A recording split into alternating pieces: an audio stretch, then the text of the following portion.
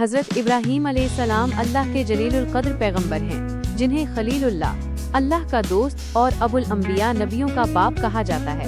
آپ کی زندگی حق کی تلاش، صبر اور بے مثال قربانیوں سے عبارت ہے۔ 1. پیدائش اور ابتدائی زندگی۔ آپ عراق کے شہر یوار میں پیدا ہوئے۔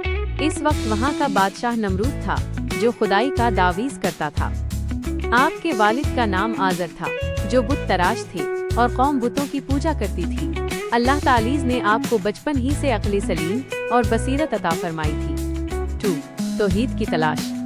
آپ نے ستاروں، چاند اور سورج کے غروب ہونے کا مشاہدہ کر کے یہ ثابت کیا کہ جو چیز مٹ جانے والی ہے وہ خدا نہیں ہو سکتی۔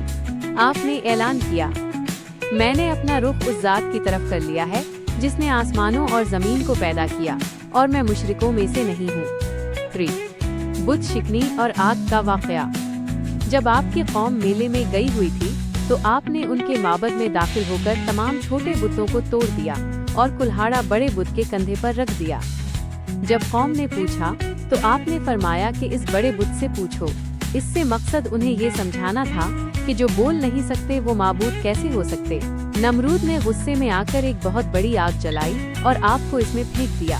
تب اللہ کا حکم ہوا، اے آگ، ابراہیم پر ٹھنڈی اور سلامتی والی ہو جا۔ 4. ہجرت اور تعمیر کعبہ۔ اللہ کے حکم سے آپ نے فلسطین اور پھر مکہ کی طرف ہجرت کی۔ آپ نے اپنے فرزند حضرت اسماعیل علیہ السلام کے ساتھ مل کر مکہ کی وادی میں اللہ کا گھر خانہ کعبہ تعمیر کیا اور اللہ سے دعا کی کہ اس بنجر وادی کو امن اور رزق کا گہوارہ بنا دے۔ 5. عظیم قربانی۔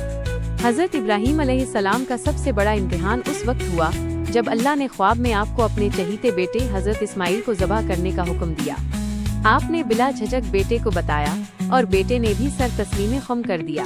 جب آپ نے چھری چلائی تو اللہ نے ان کی قربانی قبول فرمائی اور اسماعیل علیہ السلام کی جگہ ایک مینڈھا دمبا بھیج دیا۔ اسی یاد میں مسلمان ہر سال عید الاضحیٰ مناتے ہیں۔ 6. حضرت ابراہیم کے القابات۔ خلیل اللہ کا سچا دوست۔ ابو الانبیاء۔ آپ کی نسل سے حضرت اسماعیل اور حضرت اسحاق پیدا ہوئے، جن سے آگے کئی انبیاء اور آخر میں حضرت محمد صلی اللہ علیہ وسلم تشریف لائے۔ امام الناس۔ اللہ نے آپ کو تمام انسانوں کے لیے پیشوا اور امام بنایا۔ خلاصہ، حضرت ابراہیم علیہ السلام کی زندگی ہمیں سکھاتی ہے کہ اللہ کی رضا کے سامنے اپنی ہر عزیز چیز قربان کر دینا ہی بندگی کی معراج ہے۔ آپ کا طریقہ ملت ابراہیمی آج بھی تمام الہامی مذاہب کے لیے مشعل راہ ہے۔